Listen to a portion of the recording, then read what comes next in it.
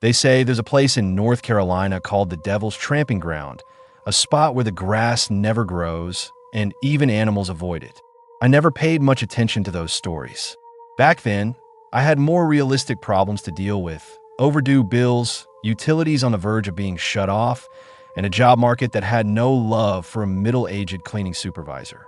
Then an email landed in my inbox: hiring, cleaning supervisor. Location: rural Chatham County gas station. I took it without a second thought. I didn't have a choice. The gas station was on a remote highway, practically hugging the edge of that legendary clearing. As I pulled into the gravel lot, the first thing I noticed wasn't the building, but the suffocating silence. No crickets, no bird song, just the whisper of wind through bare branches. The owner, Keith, was a gaunt man with deep-set eyes and a permanent scowl. He shoved a mop with a cracked wooden handle into my hand, muttering, "Remember the rules." At first, I thought he meant the usual safety stuff like wet floor signs.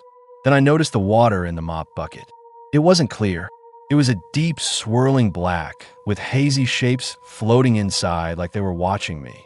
I was about to ask what he meant, but he just turned and walked away, tossing one last sentence over his shoulder: "Don't break them."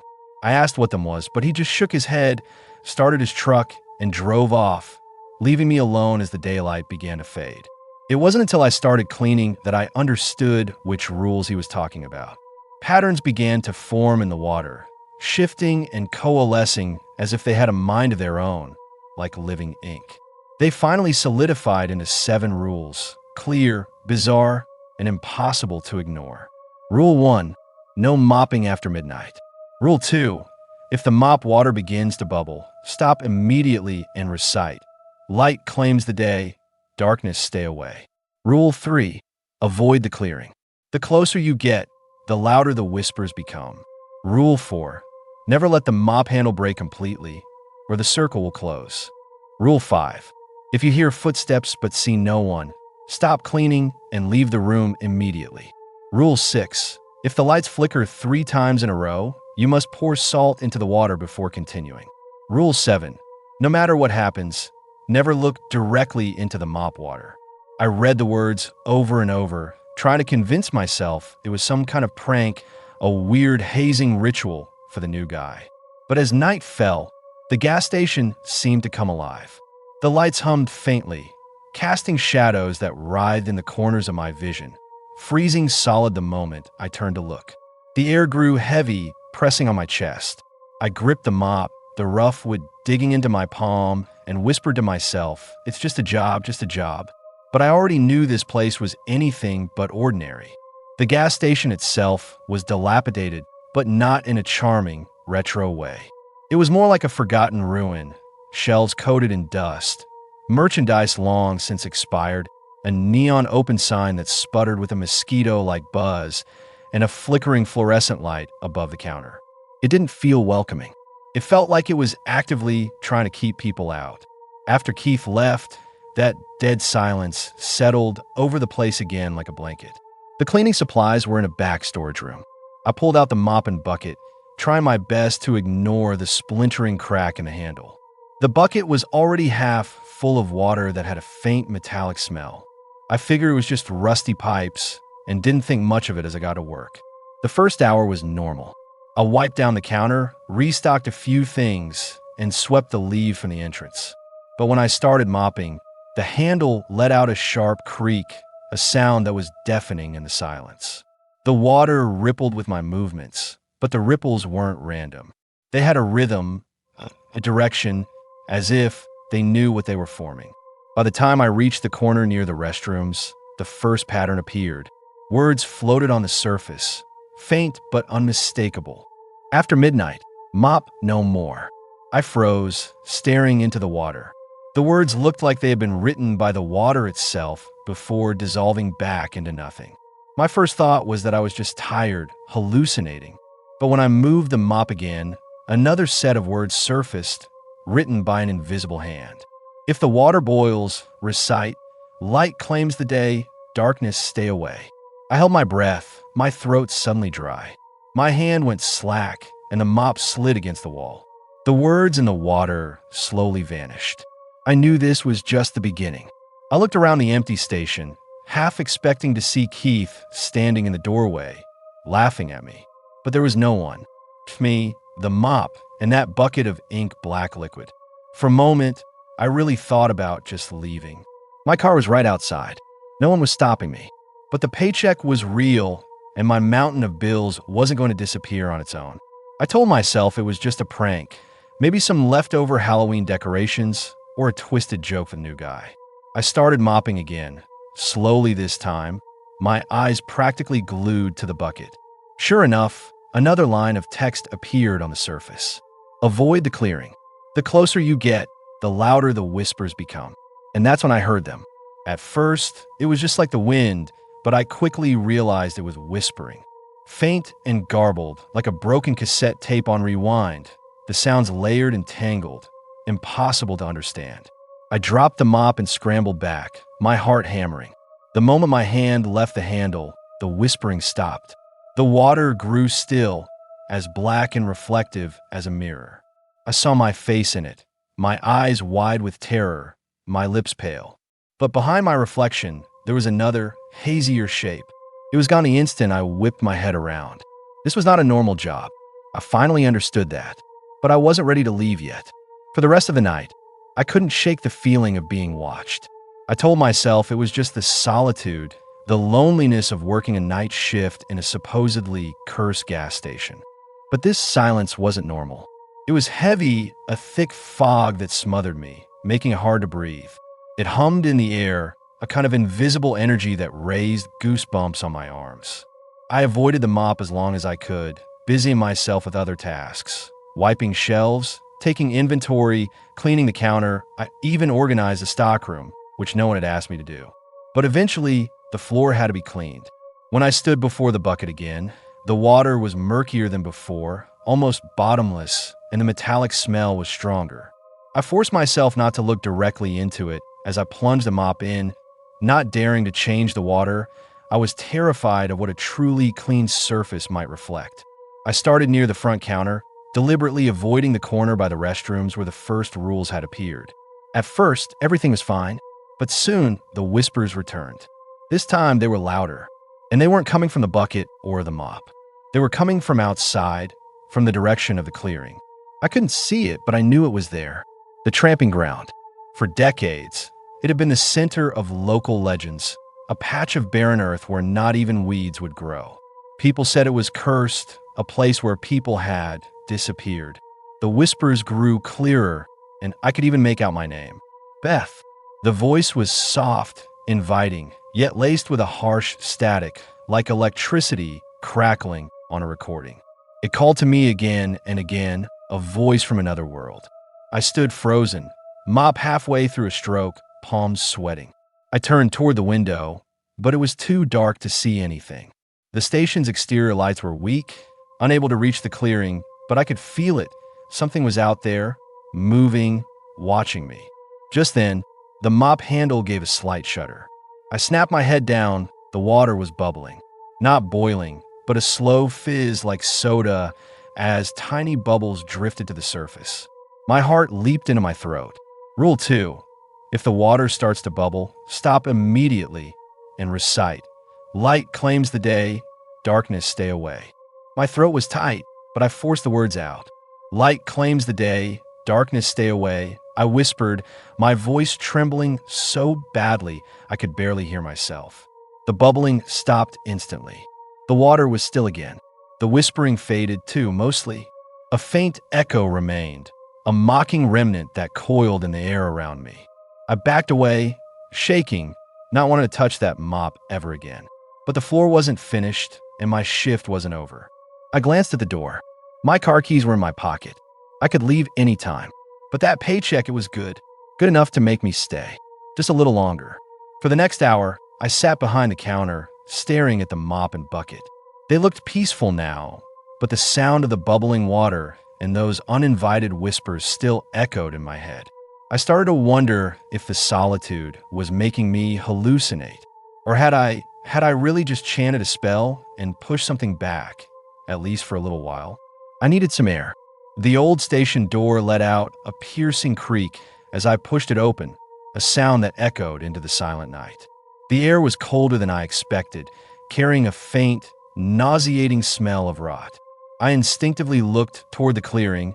I could almost see it through the sparse trees. There seemed to be a faint light there, pulsing in the darkness, a sickly green glow like the beat of some living thing. That light wasn't natural. I abandoned any thought of getting closer. Even with the whispers gone, I wasn't taking any more chances. Back inside, I forced myself to do something to distract my mind. So I started restocking the shelves with bags of nearly expired chips and candy bars. The repetitive, mechanical motion helped me temporarily forget the bucket, the whispers, and the unholy clearing. That's when I saw it. On the floor, near the back room, was a mark. I swear it wasn't there before. It was a circular symbol, lightly scorched into the linoleum. I crouched down to get a better look, but the longer I stared, the more its outlines seemed to blur and shift, as if it were breathing. I suddenly remembered one of the rules. If you find a symbol on the floor, don't touch it. Sprinkle it with salt water and wait for it to fade. Do not turn your back on it during this time. But where was the salt? I frantically tore through the drawers behind the counter, sending papers, receipts, and pens scattering across the floor. As panic rose, the familiar whispers returned. They were louder this time. The air itself seemed to vibrate, the whole station restless and awake. Finally, in a small box, I found a few single-serve salt packets, the kind customers use for peanuts or fries. I ripped them open, dumped the granules into the bucket, and, grabbing the mop, slowly walked toward the symbol. The closer I got, the thicker the whispers became, a cacophony of hissing voices speaking in a language I didn't understand, a mix of curses, pleas, and prayers. I dipped the mop into the salt water. The surface rippled with black waves, and the handle trembled in my hands. I took a deep breath and quickly swiped the mop across the mark. The reaction was immediate. The symbol hissed like it had been doused in acid, and a foul stench like burning hair filled the air, nearly making me gag. But I didn't stop. I kept scrubbing until the mark vanished completely from the floor. The whispers cut out instantly. The silence crashed back in, so heavy it made my ears ring. I stood there, gasping for breath, a stone sitting on my chest. I finally understood. Whatever this job had seemed like at first, it was far beyond my imagination now. I stood there, clutching the mop, and slowly looked up at the clock on the wall. Midnight. I knew a new round of strangeness was about to begin. Midnight at the Devil's Tramping Ground isn't like midnight anywhere else. The air felt solid, an invisible hand pressing on my chest. Even the insects had gone silent, leaving a dead quiet so profound it was maddening. Every creak of the floorboards was like a thunderclap. I decided to organize the storeroom, hoping the mundane task would ground me. But the feeling of being watched never left. I kept stopping, turning to look over my shoulder, as if I expected someone or something to be standing there. But every time, I was met with empty shelves. Then I heard a sound from outside, the crunch of gravel, slow, deliberate footsteps. I held my breath, frozen in place. The sound came again, clearer this time, right in the station's parking lot. I crept to the front counter and stared through the glass door. The dim lights only illuminated the ground beneath the pumps. And he was standing there, a man, or at least it looked like a man. He was wearing an old-fashioned suit, like something out of the 1920s, complete with a derby hat and a shiny watch chain hanging from his pocket. His posture was unnatural, stiff and jerky, like a marionette on strings. Another rule flashed in my mind. If someone approaches after midnight, do not open the door. Speak to them through the glass. If they ask to come in, ignore them. Most importantly, do not make eye contact. I closed my eyes, took a deep breath, and repeated the rule to myself. The man walked to the door, his head tilted slightly as if studying me. I kept my head down, focusing only on the glint of light off the tips of his leather shoes. "Good evening," he said. His voice was a low, raspy baritone with a strange hollowness to it, like it was coming from an old radio. "May I come in?" I shook my head, trying to keep my voice steady. "We're closed." He was silent for a moment, standing there perfectly still. It was terrifying. I could feel my resolve wavering. "Are you sure?" It's rather cold out here, he said again. His tone was polite, almost pleading, but there was something wrong with it. Beneath the gentleness was an unsettling undercurrent, like malice wearing a human mask. I gripped the counter, my knuckles white. I'm sorry, sir. I can't let you in. He let out a soft sigh, a sound that seemed to fill the entire station, passing through walls and bone. Very well, he said slowly, his voice tinged with disappointment. But I'll be back. With that, he turned and walked away, his figure quickly swallowed by the darkness. I stood there, unmoving, my heart pounding like a drum. It was a long moment before I dared to move. That's when I noticed something chilling. The ground where the man had been standing was scorched. The gravel was blackened, as if seared by intense heat. I stumbled backward, my breath coming in ragged gasps. Whatever job I had signed up for, it was no longer just a job. It was a nightmare. I had walked straight into hell. Though the encounter had left me exhausted, I forced myself to keep working. The bucket was still in the corner, the mop leaning crookedly against the wall. I hadn't touched it since the last incident. But now it seemed different, not a tool, but a threat. The water in the bucket was even blacker. The faint light from the ceiling barely reflected off its murky, clouded surface. My hands trembled as I approached it. It was part of my job, yes, but now it felt more like an enemy. I gripped the handle, another rule surfacing in my mind. Rule 4. Do not mop after midnight unless you absolutely have to. If you must, avoid the central area of the gas station. If the water begins to bubble, stop immediately. The center of the gas station had unsettled me from the start. The tiles that were laid strangely, as if they were a patch job, and the air always felt warmer in that spot. Keith had never mentioned it, but this rule gave it a new, ominous significance. I started mopping. The first stroke was normal, quiet, uneventful. I stuck to the edges, deliberately avoiding the middle of the room. The repetitive motion was surprisingly calming, like a numb meditation. It seemed like it was almost over, until the water began to bubble. At first, it was just a few tiny ripples, a few small bubbles quietly rising to the surface. I instantly tightened my grip on the handle, my heart beginning to race. The ripples grew, the bubbles multiplied, and the water started to churn, spilling over the edge of the bucket like a boiling black soup. I staggered back in horror. This wasn't normal boiling. As the bubbles roiled violently, they began to form words. Twisted letters became visible in the black water, as if something living inside was writing a message. Leave while you still can. I stumbled, nearly slipping on the wet floor. The words on the surface dissolved and reformed into another sentence. Too late. I couldn't breathe, my chest tight as if bound by an iron band. Staring at the bucket, I had the sickening feeling that something was about to crawl out. But then the water suddenly went still. The bubbles vanished, and it became a pool of silent ink. I already knew, however, that it wasn't a warning. It was a verdict. I was no longer safe. I couldn't help but look toward the center of the station. The tiles that were glowing faintly, a nearly imperceptible vibration running through them, as if something was moving underneath. I gripped the mop handle, knuckles white, and backed away. I wasn't going to find out what was down there. I didn't want to know. The entire station became suffocating. Every shadow seemed to be reaching for me. Every tiny sound was amplified into a scream in my ears. My only comfort was the clock on the wall. It was almost 2 a.m. Just a few more hours, and this would be over. But when I glanced at the bucket again, my heart nearly stopped. It was bubbling again. There were no words this time. The bubbles twisted and writhed, beginning to take a human shape. Small, distorted, claw-like hands emerged from the surface and then dissolved, as if the black water was trying to build something to summon someone. I backed away again, clutching the mop handle like a lifeline. A rustling whisper filled my ears. It started like the wind, but grew clearer. It was countless voices overlapping, a kind of chorus filled with pleas, accusations, and wails. Save us. Why didn't you stop it? You shouldn't have come here. The rules raced through my mind. I hadn't stepped into the center of the room, but I knew I had triggered something. The whispers grew shriller until they coalesced into a single, clear, irresistible command. Look, Against all reason, I turned back to the center of the gas station.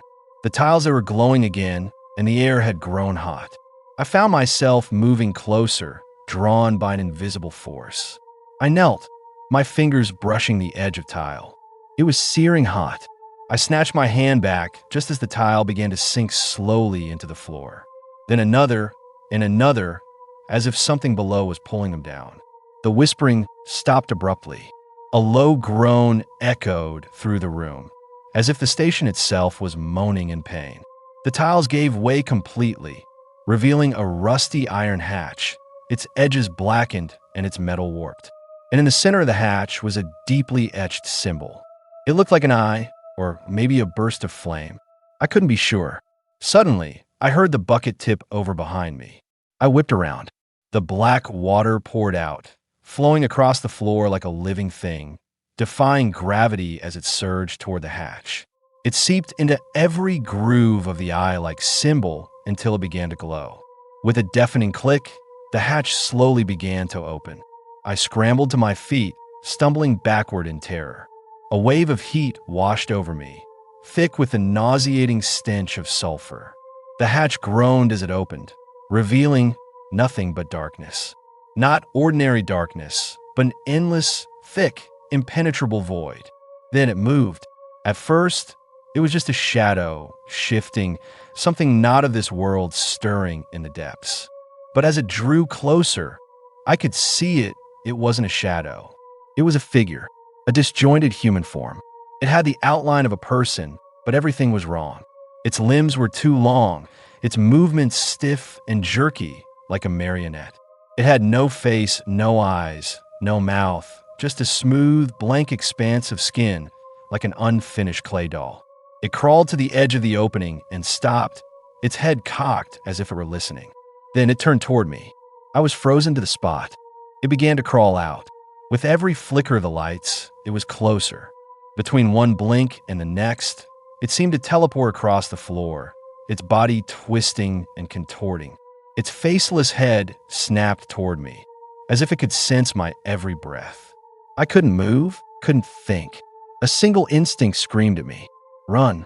I bolted for the front door, my legs clumsy, while the thing pursued me with a logic-defying gait, stuttering and halting, its body seeming to stretch and elongate with every step, as if it were trying to imitate a person and failing horribly. I grabbed the door handle, but it wouldn't budge. It was locked solid. The entire gas station felt sealed off from the world. I pounded on the glass, screaming, but the only answer was the low growl of the thing scuttling across the floor behind me. The hatch was still open. The whispers returned. This time, they weren't faint murmurs but desperate pleas. Close it. You have to close it. You can't leave it open. I looked back, my heart seizing. The faceless thing was on its feet now, its body stretched and deformed, its head tilted in a mocking gesture. It took a slow, deliberate step forward. I ran to the hatch and grabbed the mop, its rough wooden handle feeling like a last hope. The whispers exploded, hundreds of voices screaming as one. Close it. Now. I jammed the mop into the opening, trying to pry the hatch shut, but the edges were scorched and twisted. It wouldn't close. The faceless thing was closer, its movements still jerky, but now filled with purpose. I dropped the mop and threw my weight against the hatch. The hot metal seared my palms, but a chilling cold crept up the back of my neck. Then, an icy voice spoke right next to my ear. Too late. I spun around. Nothing was there. And yet, it was standing in front of me, only a few feet away. For the first time, it raised a hand, its long, serrated fingertips pointing right at me. The hatch began to vibrate, the symbol flaring with a light so blinding I had to shield my eyes. When I opened them again, the thing was gone. But I wasn't alone. The black water on the floor began to spread like ink, flowing toward my feet. A hand reached out of it, then a second and a third, grabbing, struggling, try to pull themselves out. One by one, figures began to rise from the floor. They weren't shadows or monsters. They were people, tortured, broken, distorted people. Their faces were twisted in agony, their eyes both empty and accusing. I backed away, slipped, and fell to the floor. They closed in, their eyes glowing with a cold, spectral light. "You," one of them gurgled, its voice wet and raspy, like air bubbling through flooded lungs. "You're the one who opened it." I tried, I stammered, scrambling backward. It wouldn't close. "Because you broke the rules." They stopped moving slowly and lunged, their cold, damp hands grabbing my arms, my legs, my hair. I screamed, struggled, kicked, but their strength was otherworldly, impossible to fight. They dragged me toward the open hatch, which now radiated a heat so intense it felt like it would peel the skin from my bones. My fingernails scraped against the tiles, but it was useless. I was pulled closer, the black void waiting for me. And in that abyss, I saw faces, countless faces, the faces of the dead, of my predecessors, of all who had failed to follow the rules. They opened their mouths in a silent scream, their empty eyes all fixed on me. And then I fell. Now, the gas station is silent, standing alone in the moonlight of the North Carolina wilderness. The 24 hours neon sign still flickers, humming faintly, a sound that is jarring in the quiet. To any traveler passing by, it's just another run-down country gas station, a place to stretch your legs, buy soda, ask for directions. But if you were to step inside, you'd notice the air is heavy, thick with the smell of burnt wood and damp earth. The old wooden mop is still there, the black water still slowly churning if you bother to look. The floors are spotless, unervingly clean. On the counter sits a small wooden plaque, its letters faded. It reads, "The rules are posted in the back. Read them." It's been a long time since we had a customer. Days, maybe weeks. Time is strange here. I feel like I just got here, but my reflection in the window tells me otherwise. My hair, once neatly cut, is now matted and tangled. My uniform is covered in stains I don't remember getting. The worst part is my hands. They're not my hands anymore. They're too thin, too pale, the knuckles cracked and raw. They tremble every time I touch the cash register, even though no one ever comes to buy anything. I closed the hatch. I made sure it was locked tight. I clean every corner on schedule, whispering the little chant like a prayer every time I mop. I don't dare miss a single step. But the whispers still come, sometimes as a reminder, sometimes as a taunt. You'll make a mistake eventually. Sometimes I hear footsteps outside, but no one ever comes in. The lights outside stretch the shadows long, right up to the door, as if they too are waiting for me to fail. The most terrifying thing, though, is my reflection in the glass door. It's not me. Sometimes, if I glance at it too quickly, I see someone else. A woman older than me, with hollow eyes and a strange smile playing on her lips. I think she was here once. I think she failed to keep the rules. I don't know how much longer I can last. Maybe until the next person shows up. Someone with no other options, desperate for a job, willing to take this one without asking too many questions. When they do, I'll hand them the mop, smile, and say, "The rules are posted in the back. Be sure to read them carefully." And then I'll walk out the front door and never look back. At least, that's what I tell myself. But deep down, I know the truth. We can never leave.